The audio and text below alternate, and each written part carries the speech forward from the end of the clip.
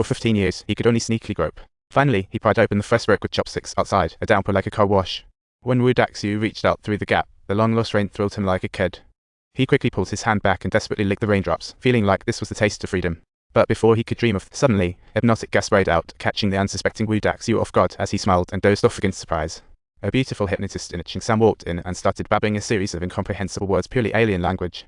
With the hypnotist's bell ringing, the scene suddenly shifted to a lush green lawn, with Daxiu waking up from a suitcase in the grass like he accidentally entered a game level. He was inexplicably released just before escaping and was gifted designer suits, fancy watches, and even his diary talk about customer service.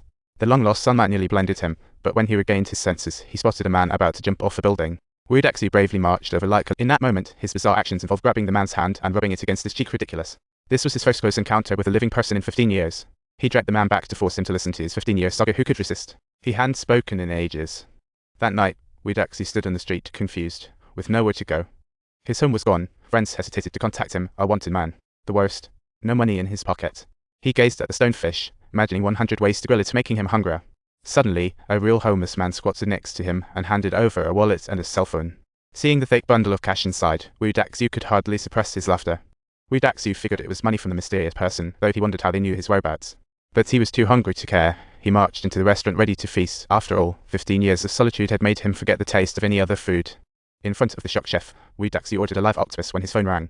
Panicking, he answered, finally hearing the mysterious voice for the first time. After hanging up, Daxiu stood dazed till the chef reminded him. He then grabbed the octopus and gulped it down. At that moment, the octopus looked just like that pesky mysterious person. But after just 2 bites, he collapsed on it. Turns out he had been lacking sunlight for so long that he was vitamin deficient, hence the fainting. He woke up at the chef's home this time. After the girl, Meidao, read Daxiu's diary, she actually felt sympathy for his bizarre experiences. What a twist. The online folks said Daxiu was lonely and saw hallucinations of ants. Surprisingly, Meidao experienced that too. Talk about fate. No wonder she felt an inexplicable attraction upon seeing Daxiu yesterday. 2 lonely hearts colliding. So, Meidao took the initiative to help Daxiu find the mysterious person. She really was a wife material.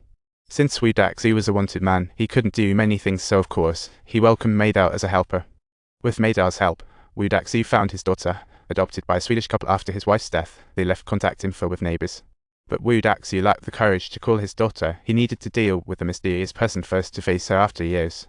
His method of finding the mysterious person involved tasting the same dumplings from a place called Kinglong restaurant. Who would have thought had only eaten one type of dumpling for 50? With Meidao, Daxiu began tasting at various restaurants. Though nearly puking, he still couldn't find the familiar taste.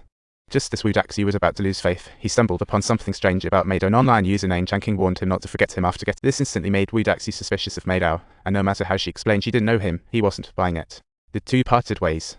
After leaving, with relentless effort, Daxiu finally found that familiar taste and started tailing Song Canyon, entering an elevator in a building. But Song Canyon was on high alert around Daxiu, hesitating to press the floor button until Daxiu suggested they go easy on the scallions.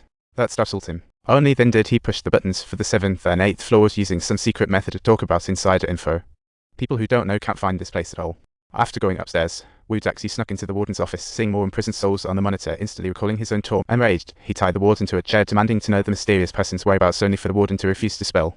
So, Daxiu decided to go for a tooth extraction and yanked out a whopping 6 teeth in one go. Talk about being rude. Eventually, the warden finally gave in, revealing he'd never met the mysterious person, only dealing with him over the phone. Thankfully, he had the recording of his calls with the mysterious person. Daxiu successfully found a box containing the tape when suddenly, the hallway was already packed with people watching Daxiu intently. Looking like today, there was no way out without some bloodshed. Though outnumbered, Daxiu's years of boxing training paid off. His powerful, vengeful spirit terrified the thugs. After an intense battle, a blooded Daxiu finally made it out, only to collapse in the middle of the street from exhaustion.